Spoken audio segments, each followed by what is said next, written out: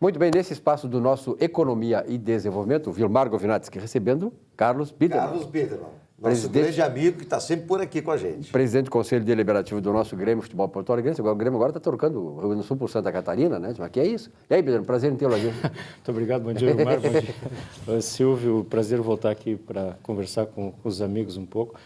É verdade, né? Tem tanta gente indo embora, né? Até o Grêmio, eu acho que... Empresas, clubes... Eu acho que o vizinho ali é capaz de ir também, né? Como eles são seguidores, né? Então é capaz deles irem também. Eu tô gostando. Como o vizinho... Pituba é bom. Como o vizinho sempre quer ser mais do que nós, dizem que ele vai para o Congo. Talvez... Lá tem um parceiro, né? Que vai oferecer o estádio lá. Oferecer uma revanche, de repente? Quem sabe? Pode ser, né? Pode ir para o Congo, Não, mas brincadeiras à parte, é muito triste, né, o que está se vendo no Rio Grande do Sul. Obviamente que todos os estados brasileiros, com exceção do Paraná e Rio Grande do Sul, já criaram as condições para o retorno dos campeonatos estaduais.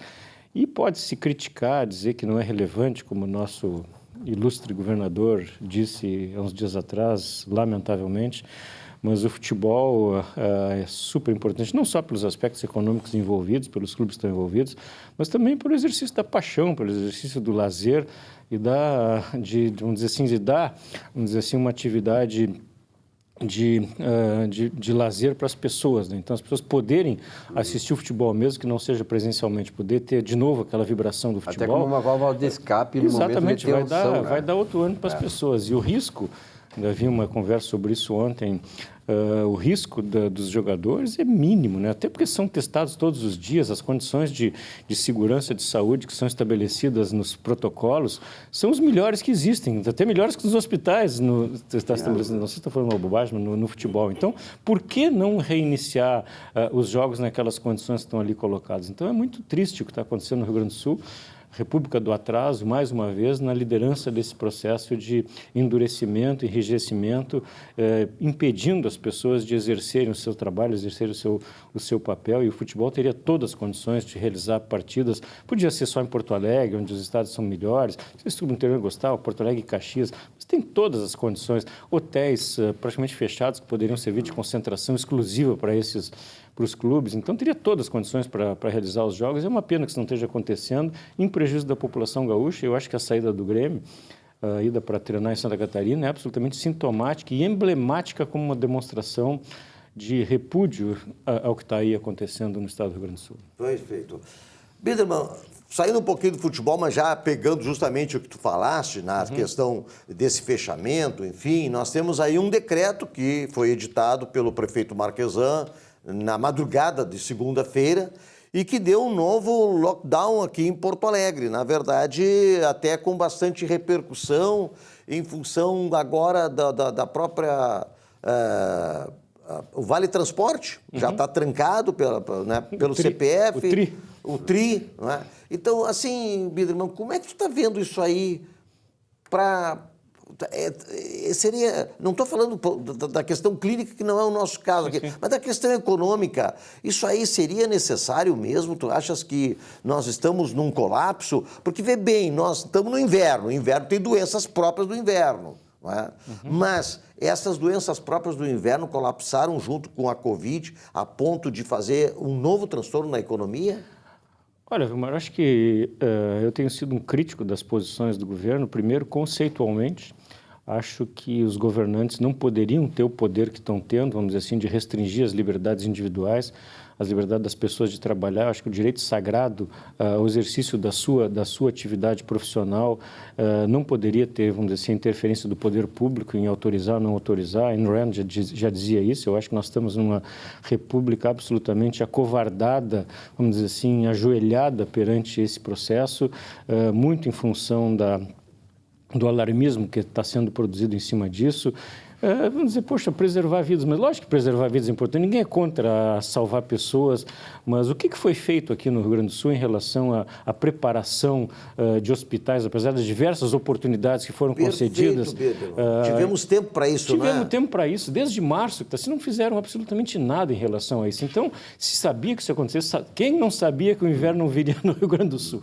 Então, não foi feito nada. Então, é muito fácil para um administrador ocasional mandar abrir, mandar fechar.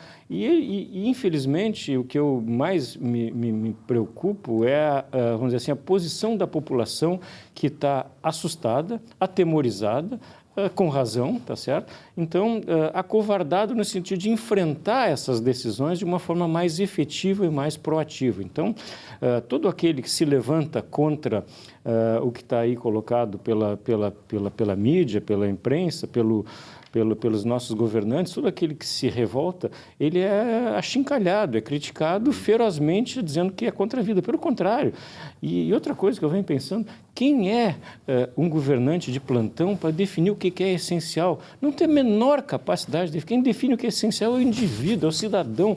Para mim, assistir um jogo de futebol pode ser essencial, para o Silvio pode não ser, tá certo? Para o Mar pode não ser. Agora, eu tenho que decidir para mim o que é bom para mim. Se eu quero trabalhar e exercer o direito do meu trabalho, por que o governante me impede de fazer isso? Isso é um absurdo, isso é uma volta à ditadura das mais draconianas que tivemos no Brasil. Se fala da ditadura no Brasil, nós estamos vivendo hoje um período, posso ser criticado por isso, mas um período onde as restrições à liberdades, eu não me lembro no Brasil, tenho 66 anos, não me lembro de ter visto no Brasil tamanha restrição à liberdade das pessoas. Aliás, o que eles condenam, que é a ditadura militar, eu já tenho dito isso aqui, eu convivi, benditas liberdades individuais que nós tínhamos na chamada ditadura militar. Nós nunca tivemos, por exemplo, proibição de andar na rua, de estacionar nossos carros, de trabalhar. Os verdadeiros ditadores são aí, o governador do estado da República de Pelotas e o Nelson Marquesan, que tem na família já um histórico de ditador, que era o pai dele, extremamente ditador, que se não fosse pelo presidente João Figueiredo, nós estaríamos até hoje com uma ditadura, porque o Nelson Marquesan, eu tenho prova disso, era o camarada que queria que a ditadura, naquela época, se eternizasse no Brasil. Pai do atual prefeito de Porto Alegre. Então, ele tem no gene dele essa viés autoritária. Então, mas fora disso aí, Biderman, as entidades empresariais, elas não estão muito caladas, muito acovardadas também? Isso é óbvio, né? Isso está se vendo, né? A falta de voz que estão tendo as lideranças empresariais no Brasil, não falei nem no Rio Grande do Sul, no Brasil, né? Estão com medo, obviamente, de assumir uma posição que possa ser criticada, como a gente estava falando há pouco, de ser contra a vida das pessoas, de querer expor seus trabalhadores à propensão à doença maior do que o normal.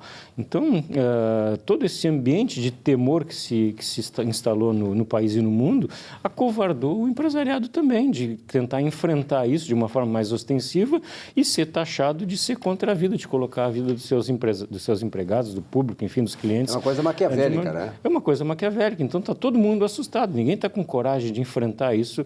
E, infelizmente, nós não temos no Brasil, talvez no mundo, uma pessoa carismática, vamos dizer, um líder, vamos dizer assim, como é que eu vou dizer? Um Churchill, né? Um Churchill da vida. Nem usar... Podia usar o Churchill, mas uma liderança, que pudesse, vamos dizer assim, liderar esse processo de uma forma efetiva e que assumisse determinados riscos que são razoáveis numa circunstância como essa e liderasse a sociedade num movimento positivo. Nós não temos, enfim, então todos, inclusive as nossas lideranças, estão com medo. Então não temos aquele visionário, aquela pessoa capaz de liderar o processo com competência e que assuma determinados riscos, assuma determinadas perdas e faça o que tem que fazer num momento como esse. Infelizmente não temos no Brasil essa pessoa. Dentro do teu trabalho, Biderman, tu faz muito trabalho de consultoria e tal, a tua previsão, ela é, vamos dizer assim, até que ponto negativo em relação à possibilidade de quebradeiras de empresas, a possibilidade como consequência de desemprego? Uhum. Eu vou ser um pouco incoerente agora, Vilmar, porque felizmente os clientes com quem eu tenho trabalhado têm conseguido, vamos dizer assim, de uma forma razoável se manter, tá certo? Até pelos business que eles estão, negócios que eles estão, eles conseguem, de uma certa forma, sobreviver.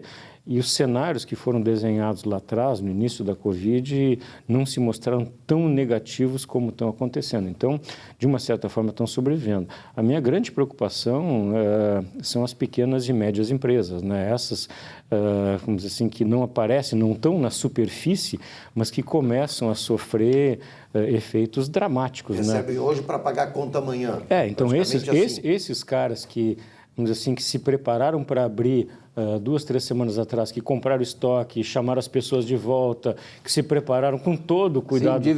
Se endividaram e aí vai e fecha. O que vai fazer com o estoque? E o pessoal do varejo, só um exemplo, o pessoal do varejo de pequenas redes aí que compraram produtos para o inverno, que não tem acesso à internet, que não tem grandes sistemas de comercialização pela internet. O que esses caras vão fazer com o estoque que compraram? Perderam. E tem que pagar a conta, tá certo? Então, esse tipo de coisa é que os nossos governantes não têm a percepção, não têm a sensibilidade para entender isso. Por que os shoppings estão fechados se podem trabalhar com toda a segurança, com toda a higiene e com todo o cuidado? E investiram para isso? Investiram para isso. Tem um shopping em São Paulo que esses dias estava aberto até metade, porque ele fica na divisa de 2 cidades, estava aberto a metade e outra metade fechada, tá certo? E as nossas autoridades públicas absolutamente omissas. Esses dias ainda ouvi um caso emblemático, que eu não sei se é verdade, mas até cabe para vocês, para ti, Silvio, que é jornalista, investigar que existem 850 processos de adoção parados no Rio Grande do Sul e que, como os processos são físicos, os juízes não vão ao tribunal para julgar. Então, tem 850 crianças numa condição com pessoas querendo adotar, que não são adotadas porque... Os processos trabalhistas, Silvio, estão todos paralisados. Os processos físicos estão todos paralisados. Esses chamados remédios que os autoritários estão fazendo está sendo pior, vai ser muito pior que a doença. O day after do coisa vai nos mostrar isso. A história vai nos fazer ver quem foram os heróis e quem foram os vilões dessa situação toda. Eu compreendo que a situação é complicada, mas o autoritarismo, a tirania desses governantes da República de Pelotas, aqui do Marquesan, aqui em Porto Alegre, e, aliás, a politicagem no Brasil hoje, ela mostrou a verdadeira face, né, dos políticos cafajestes, despreparados que nós temos. Lamentavelmente, esse é o quadro do Brasil. Biderman, uma coisinha mais rapidamente para fechar? Não, Silvio, é isso, é a preocupação com o momento. Como disse um prêmio Nobel recentemente, eu acho que talvez estejamos cometendo o maior erro da história da humanidade com esses fechamentos todos. Então, essa falta de reação da sociedade em relação ao momento, essa é a grande preocupação e nós, no futuro, não sei se nós vamos ter respostas para isso, que pode ser que nem tenhamos, tá certo, respostas para tudo que está acontecendo, mas bons estudos vão ser feitos, acadêmicos, sobre esse período, a história vai julgar e tenho certeza que muitas contradições vão aparecer no futuro em relação ao momento atual. Com certeza. E para finalizar, eu digo o seguinte, nossas façanhas não servirão mais de modelo a toda a terra a partir desses governantes que acabaram botando no lixo a tradição dos rio-grandenses. Obrigado, Biderman. Eu que agradeço. Obrigado. Prazer estar com vocês aqui. Um rápido intervalo, já voltamos com o nosso Economia e Desenvolvimento. Até já.